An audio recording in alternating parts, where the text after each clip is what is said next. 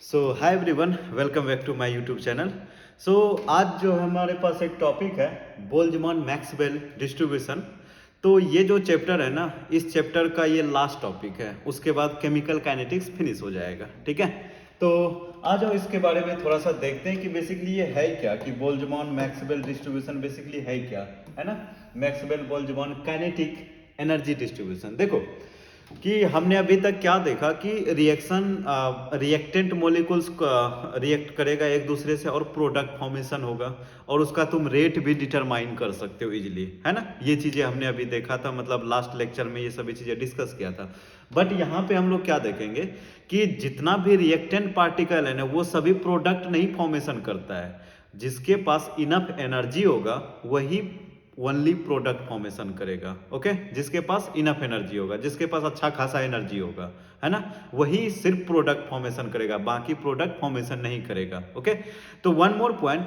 अब देखो, जिसके पास कम एनर्जी है, क्या वो प्रोडक्ट नहीं फॉर्मेशन कर सकता है? क्या यस, वो भी प्रोडक्ट फॉर्मेशन करेगा, बट उसके लिए हमें क्या करना होगा, थोड़ा सा एनर्जी और ज्यादा प्रोवाइड करेंगे। तो मतलब क्या कि टेम्परेचर इंक्रीज करोगे तो उस जो रिएक्टिंग स्पीसीज है, मॉलिक्यूल्स, उसका एनर्जी इंक्रीज होगा और वो फिर प्रोडक्ट फॉर्मेशन करने लगेगा। तो उसी के बारे में यहाँ पे थोड़ा सा हम लोग इसके बारे में कॉन्सेप्ट देखना है। उतना डिटेल्स में नहीं जाना है क्योंकि बोर्ड के बारे में डिस्कस करना है ना। तो देखते हैं पहले कि इसके बारे में क्या क्या चीजें हमें जानने की जरूरत है। देखना है यहाँ पे, देखो बोल रहे हैं क्या, मैक्सवेल बोल्ट्जमान हम लोग क्या करेंगे, ग्राफ बनाएंगे। ग्राफ से ही हम लोग चीजों को समझेंगे। फर्स्ट ऑफ ऑल कुछ पॉइंट है, उन लोगों को, उन पॉइंट को हम लोग देखते हैं। देखो ये क्या बोल रहा है, it shows that any given temperature gas molecule have a range of kinetic energy, है ना, range of kinetic energy rather than a single value. Molecules के अगर सपोज इतना सारा मॉलिक्यूल्स है तो उसके पास डिफरेंट डिफरेंट काइनेटिक एनर्जी है। किसी के पास एक है, दो है, तीन है ना, किसी के पास ज्यादा है, किसी के पास कम है। तो जिसके पास ज्यादा है वही प्रोडक्ट फॉर्मेशन करेगा। नेक्स्ट है कि टेम्परेचर इंक्रीज करोगे तो क्या होगा, देखना। As temperature increases, the peak of distribution shift towards higher kinetic energy, meaning more molecules move faster। इसके बारे में देखो हम लोग समझेंगे कि बेसिकली होता क्या है कि जब तुम टेम्परेचर इंक्रीज करते हो ना, तो काइनेटिक एनर्जी, मॉलिक्यूल्स का काइनेटिक एनर्जी इंक्रीज होता है, जिसके वजह से और ज्यादा वो प्रोडक्ट के साइड शिफ्ट होगा। ओके, तो अब देखो कि जिस पॉइंट पे कितना काइनेटिक एनर्जी होगा, kinetic energy most of the molecules के पास बहुत सारा होता है, तो उसी को बोला जाता है मोस्ट प्रोबेबल एनर्जी, है ना। इसको किस तरह से डिफाइन करोगे, kinetic energy possessed by the largest number of molecule. Maximum number of molecules के पास काइनेटिक एनर्जी है, जिस पॉइंट पे मैक्सिमम नंबर ऑफ मॉलिक्यूल्स के पास काइनेटिक एनर्जी होगा, that point is called most probable energy. देखो ये तो कुछ पॉइंट था। अब देखो इसको ग्राफ में तुम कैसे देखोगे, ग्राफ में कैसे समझोगे। देखो है क्या, बेसिकली एक साइड हमने क्या लिया, ग्राफ बनाया y वर्सेस x, है ना, y वर्सेस x। तो y एक्सिस पे क्या लिया है, fraction of molecule. Basically fraction of molecule होता क्या है, Ne/Nt, इसको बोला जाता है फ्रैक्शन ऑफ मॉलिक्यूल। अब ये Ne/Nt है क्या, देखो Ne तुम्हारे पास हो जाएगा number of molecules with energy E। ये क्या हो जाएगा, number of molecules, number of molecules with energy E। मतलब इसमें बहुत सारे मॉलिक्यूल्स है, जिसके पास E एनर्जी होगा ओनली उसको Ne बोलोगे। Nt क्या हो जाएगा, Nt is equal to what, Nt is equal to total number of molecule. Okay, total number of molecule. ठीक है, हमने काइनेटिक एनर्जी के बीच एक ग्राफ ड्रॉ किया। बेसिकली मैक्सवेल बोल्ट्जमान ने इस पे वर्क किया। तो एक ग्राफ तुम्हें इस टाइप का देखने को मिला। देखो इस टाइप का ग्राफ, बेसिकली देखो ये रिप्रेजेंट क्या कर रहा है, kinetic energy, number of molecules with energy.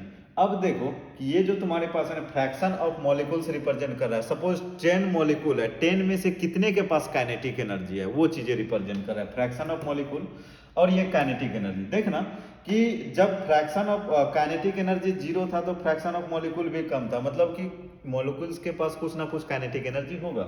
अब देखो इस पॉइंट पे ये कुछ इस तरह का ग्राफ रिप्रेजेंट कर रहा है। इस पॉइंट पे देखो कि मैक्सिमम फ्रैक्शन जो है ना मॉलिक्यूल्स का, ये मैक्सिमम है ना। मतलब मोस्ट ऑफ द जब मॉलिक्यूल होगा ना, मोस्ट ऑफ द मॉलिक्यूल, उसके पास काइनेटिक एनर्जी तो है, बहुत ज्यादा काइनेटिक एनर्जी है, बट वो जो है ना मोस्ट ऑफ द मॉलिक्यूल्स के पास काइनेटिक एनर्जी है, बट उसको प्रोडक्ट फॉर्मेशन करने के लिए और ज्यादा हमें काइनेटिक एनर्जी चाहिए। कितना चाहिए वो हम लोग आगे डिस्कस करेंगे। कुछ इस पॉइंट, इस बैरियर पॉइंट को क्रॉस करना पड़ेगा टू फॉर्म द प्रोडक्ट। तो काइनेटिक एनर्जी हमें और इतना चाहिए। तो देखो मोस्ट ऑफ द मॉलिक्यूल्स के पास मैक्सिमम मॉलिक्यूल्स के पास काइनेटिक एनर्जी है, दैट इज कॉल्ड फ्रैक्शन, है ना। और इसी पॉइंट पे जो एनर्जी होता है ना, उसी को बोला जाता है क्या, मोस्ट प्रोबेबल काइनेटिक एनर्जी। ठीक है, तो इस पॉइंट पे मॉलिक्यूल्स के पास मैक्सिमम एनर्जी है, मैक्सिमम मॉलिक्यूल्स के पास काइनेटिक एनर्जी है, बट हमें प्रोडक्ट फॉर्मेशन करना है तो इसको क्रॉस करना पड़ेगा। तो डेट मीन्स कि हमें और ज्यादा काइनेटिक एनर्जी की रिक्वायरमेंट है। अब काइनेटिक एनर्जी और ज्यादा तुम्हें कैसे मिलेगा, टेम्परेचर अगर तुम इंक्रीज करते हो तो काइनेटिक एनर्जी क्या हो जाएगा, ये भी ऑटोमेटिक इंक्रीज हो जाएगा। तो चलो अब नेक्स्ट पॉइंट हम लोग आते हैं, टेम्परेचर डिपेंडेंट, टेम्परेचर डिपेंडेंट।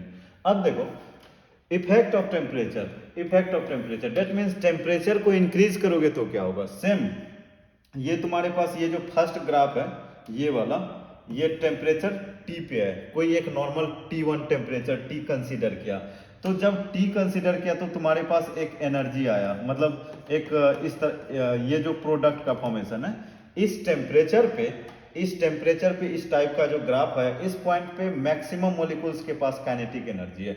अब एक यहाँ पे एक और पॉइंट है एक्टिवेशन एनर्जी। एक्टिवेशन एनर्जी क्या होता है, एक बैरियर होता है, उस बैरियर को अगर कोई भी मॉलिक्यूल्स पास कर लेगा ना तो प्रोडक्ट फॉर्मेशन कर लेगा। तो अब ये बताओ कि एक्टिवेशन एनर्जी को पास करने के लिए क्या चाहिए। इस तरह का हमने हिल्स देखा था, क्या याद करो, इस टाइप का कुछ हिल्स था, एनर्जी वर्सेस रिएक्शन कोऑर्डिनेट। अब इसको पार करने के लिए मॉलिक्यूल्स को एनर्जी चाहिए, काइनेटिक एनर्जी। जितना ज्यादा काइनेटिक एनर्जी होगा उतना इजिली पास करेगा। तो उस बैरियर को यहाँ पे लगाया गया है, that is called kinetic activation energy, energy of activation. अब इस पॉइंट तक अगर कोई भी मॉलिक्यूल किसी तरह आ जाए, है ना, किसी भी तरह इस पॉइंट तक अगर मॉलिक्यूल्स को ला दोगे तो देन इस पॉइंट के बाद मॉलिक्यूल्स क्या करेगा, प्रोडक्ट इजिली फॉर्मेशन कर लेगा। ओके, तो यही था कि T1 टेम्परेचर पे काइनेटिक एनर्जी यहाँ पे बहुत ज्यादा हुआ तो एक्टिवेशन एनर्जी को पास किया, और इस रीजन को बोला जाता है क्या, कि प्रोडक्ट ऑलमोस्ट रिएक्टेंट प्रोडक्ट में कन्वर्ट हो चुका है। ओके, अब नेक्स्ट पॉइंट है, नेक्स्ट पॉइंट क्या है कि T1 + 10 मतलब कुछ टेम्परेचर इंक्रीज किया। देखो जैसे ही तुम टेम्परेचर इंक्रीज करोगे ना तो मॉलिक्यूल्स के पास काइनेटिक एनर्जी इंक्रीज होगा, इनहेंस होगा। तो डेट मीन्स कि मोस्ट ऑफ द मॉलिक्यूल्स जो है ना वो आगे की ओर शिफ्ट हो जाएगा, राइट की ओर शिफ्ट होगा। राइट की ओर शिफ्ट होगा तो ज्यादा एक्टिवेशन एनर्जी को पास, ज्यादा क्रॉस करेगा, ज्यादा मॉलिक्यूल्स एक्टिवेशन एनर्जी को क्रॉस करेगा और फाइनली ज्यादा प्रोडक्ट फॉर्मेशन करेगा। ओके, तो मतलब टेम्परेचर को इंक्रीज करने से ना तो मॉलिक्यूल्स के पास काइनेटिक एनर्जी आएगा और प्रोडक्ट ज्यादा फॉर्मेशन करेगा। तो वही चीज यहाँ पे लिखा हुआ भी है कि this area shows the fraction of additional molecules which react eight T+10 मतलब ज्यादा टेम्परेचर पे ये जो रिएक्ट करने के बाद ये ज्यादा हमें मॉलिक्यूल्स मिला। अब यहाँ पे देखो ये जो एरिया किसको रिप्रेजेंट कर रहा है, this area shows fraction of molecules react eight T1 मतलब ये वाला, ये जो एरिया है, ये वाला, ये एरिया कब शो किया, सॉरी मैं ये बोल रहा हूँ, सॉरी, ये एरिया, ये वाला, ये जो एरिया है ना ये ज्यादा ब्लैक में जो दिख रहा है ये एरिया टी पे है, और ये ओवरऑल एरिया जो है तुम्हारे पास ये T+10 पे है। ठीक है, तो इसी के बारे में कुछ पॉइंट्स है, देखो क्या क्या पॉइंट्स है।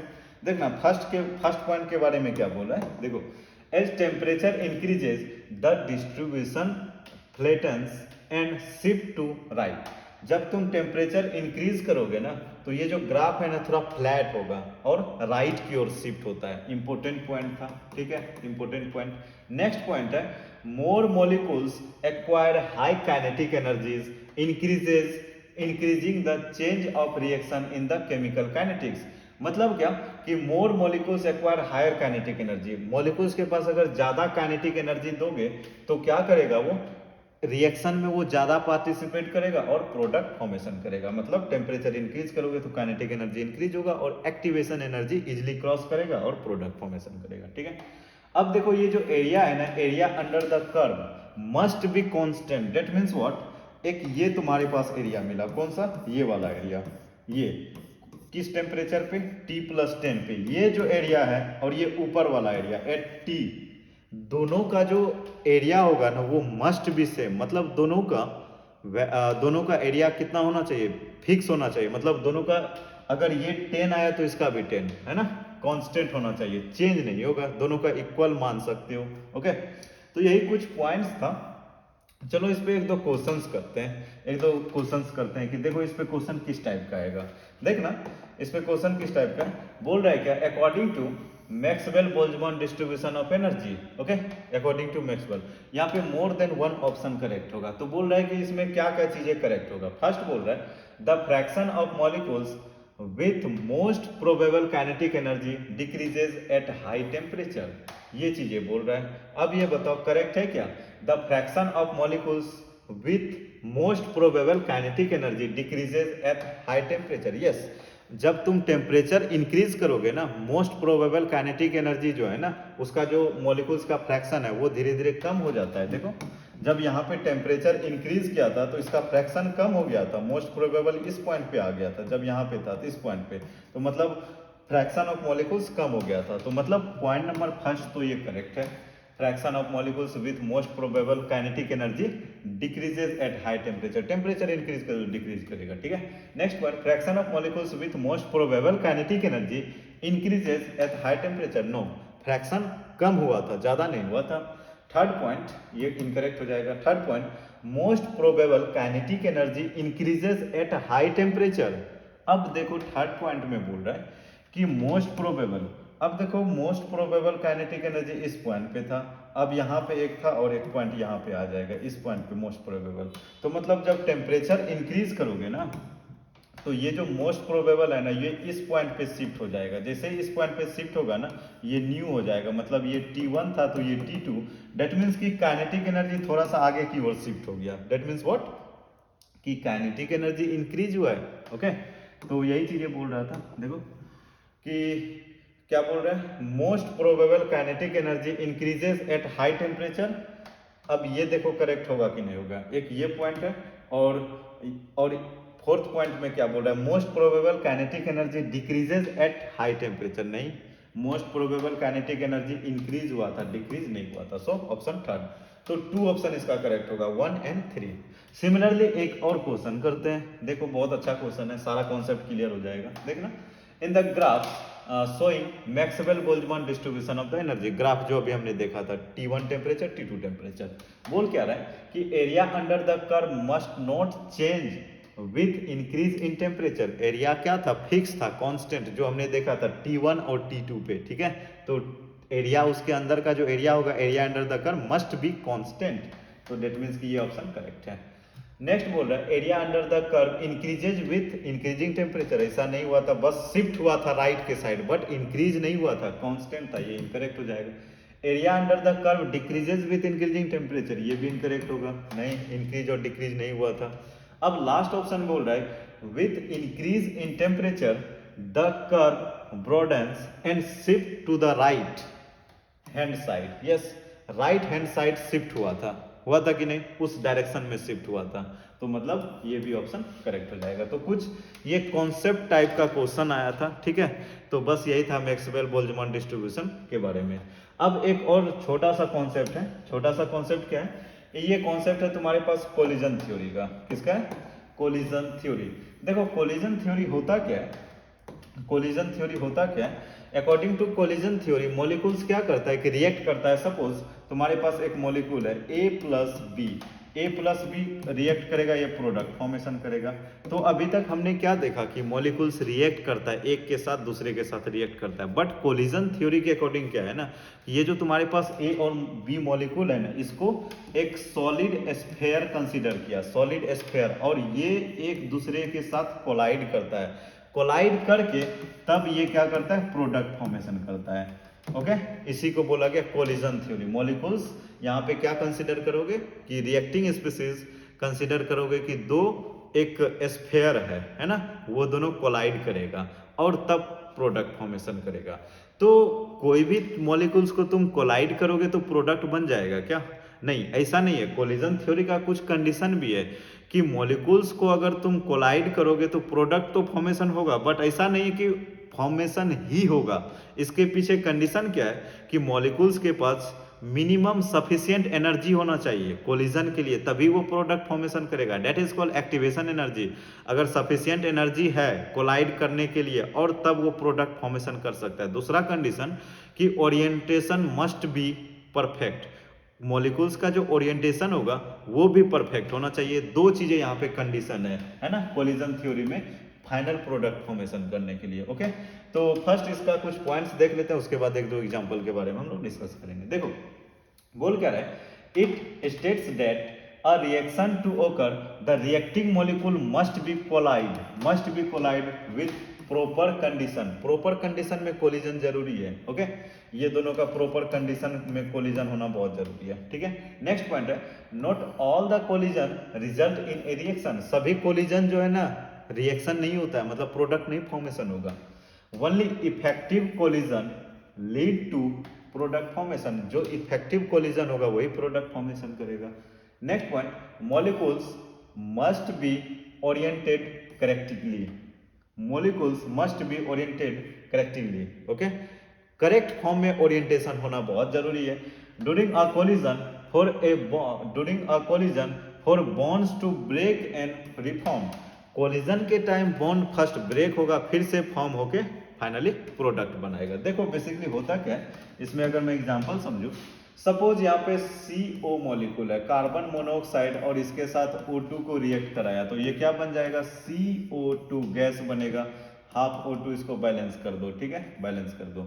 अब बेसिकली इसके अकॉर्डिंग क्या होगा, कोलिजन थ्योरी के अकॉर्डिंग ये तुम्हारे पास CO मॉलिक्यूल है, ये एक स्फेयर के तरह होगा, और ऑक्सीजन भी है, ये डबल बॉन्ड होगा स्फेयर की तरह। ठीक है, इस तरह से ये दोनों कोलाइड करके प्रोडक्ट क्या फॉर्मेशन करेगा, COO है ना, CO2। अब इसके अकॉर्डिंग क्या बोल रहा है कि परफेक्ट ओरिएंटेशन होना जरूरी है। देखो यहाँ पे अगर तुम CO प्लस O के साथ अगर तुम रिएक्ट कराते हो, O के साथ अगर रिएक्ट कराते हो, तो कोलिजन किसके किसके बीच यहाँ पे हो रहा है बताना, ऑक्सीजन ऑक्सीजन के बीच कोलिजन हो रहा है। तो मतलब यहाँ पे हमारे पास परफेक्ट प्रोडक्ट नहीं मिलेगा। कोलिजन हमारे पास परफेक्टली ओरिएंटेड होना चाहिए। तो और ये परफेक्ट कोलिजन के लिए क्या चाहिए, यहाँ पे तो ऑक्सीजन ऑक्सीजन हो रहा है, बट हमें चाहिए क्या, कार्बन और ऑक्सीजन के बीच कोलिजन चाहिए। तो अब देखो नेक्स्ट कोलिजन किस टाइप से करोगे, ये तुम्हारे पास इधर कार्बन होगा, इधर ऑक्सीजन होगा, और ये ऑक्सीजन का डबल बॉन्ड। अब इन दोनों के बीच अगर तुम कोलिजन करवाओगे ना, तो कार्बन और ऑक्सीजन परफेक्टली कोलाइड करेगा और देन प्रोडक्ट फॉर्मेशन कर लेगा कुछ इस तरह से, oxygen carbon oxygen, oxygen carbon oxygen. Okay, तो कुछ इस तरह से परफेक्ट रिएक्शन होता है अकॉर्डिंग टू कोलिजन थ्योरी। तो देखो किस तरह से इसका ओरिएंटेशन था। ठीक है, तो अब ये बताओ, ये जो रिएक्शन हुआ इसका तुम रेट कैसे डिटरमाइन करोगे। तो रेट डिटरमाइन करने के लिए सिमिलरली एक सिंपल सा फार्मूला रखा गया, लाइक आरएनएस इक्वेशन की तरह। रेट इसका डिटरमाइन करने के लिए सपोज कोई भी एक रिएक्शन है, reaction suppose A plus B है ना, और ये क्या बनाया, ये बनाया तुम्हारे पास प्रोडक्ट। तो जब प्रोडक्ट बनाया तो इसका रेट तुम कैसे निकालोगे, according to collision theory rate is equal to ZAB into E⁻EA/RT। तो ये काइंड ऑफ तुम्हें आरएनएस इक्वेशन की तरह दिख रहा है। यहाँ पे कांस्टेंट के जगह एक न्यू फैक्टर आ गया ZAB। बेसिकली ZAB ये होता क्या है, ये होता है क्या, the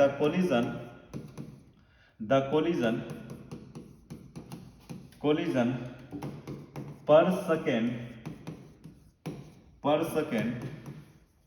per unit volume of molecules A and B। Basically ये कोलिजन कांस्टेंट है, Z क्या है, कांस्टेंट है ना, और ये कांस्टेंट होता क्या है कि पर सेकंड में पर यूनिट वॉल्यूम में कितना कोलाइड मॉलिक्यूल कर रहा है, और ये Z गिवन होगा, और E एक्टिवेशन एनर्जी और RAT ये सभी तुम्हें नोन होगा, तो तुम रेट निकाल लोगे। ठीक है, रेट निकाल लोगे। बाद में फिर से इस इक्वेशन को मॉडिफाई करके बोला कि अगर हमें परफेक्टली कोलिजन चाहिए ना, कि 100% श्योर कि हाँ ऐसा ही कोलिजन चाहिए, तो उसके लिए एक और इक्वेशन आया मॉडिफाइड कोलिजन। तो मॉडिफाइड कोलिजन के लिए क्या लिखोगे, परफेक्टली कोलिजन, है ना, परफेक्ट। अगर तुम्हें परफेक्ट कोलिजन चाहिए ना, परफेक्ट कोलिजन, तो उसके लिए अब एक और इसको इस इक्वेशन को मॉडिफाई करके न्यू इक्वेशन एक बनाया गया, that is called rate is equal to P Z A B E to the power minus E A by R T. देखो बेसिकली इसमें है क्या, इक्वेशन सेम ही था, बस इसमें एक न्यू फैक्टर को मल्टीप्लाई किया गया। ये फैक्टर न्यू फैक्टर क्या है, पी। अब इसी को पी को क्या बोला गया, प्रोबेबिलिटी फैक्टर। इसको क्या बोलोगे, प्रोबेबिलिटी और एस्टेरिक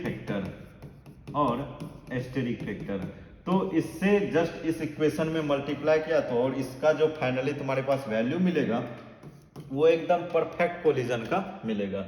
तो इसके अंदर हम लोग ज़्यादा डीप नहीं जाएंगे, फिलहाल इसी पॉइंट तक रखते हैं कि यही कोलिजन थ्योरी का कुछ कॉन्सेप्ट था, कुछ फार्मूला था, और इस पे ज़्यादा क्वेश्चंस भी नहीं आता है। मैक्सवेल बोल्ट्जमान डिस्ट्रीब्यूशन का थोड़ा सा कॉन्सेप्ट देख लेना कि किस तरह से था, तो वो सभी चीज़ें हमने उस पर क्वेश्चन भी किया, डिस्कस भी किया। ठीक है, तो फाइनली ये जो चैप्टर है केमिकल काइनेटिक्स ये फिनिश होता है। अब नेक्स्ट हमारा चैप्टर होगा डी ब्लॉक, है ना, D and F block element. उसके बाद कोऑर्डिनेशन है, ये दोनों फिनिश करने के बाद ऑर्गेनिक स्टार्ट करेंगे। ओके, तो फिलहाल हम लोग इसी पॉइंट तक स्टॉप करते हैं और मिलते हैं नेक्स्ट लेक्चर में डी एंड एफ ब्लॉक में।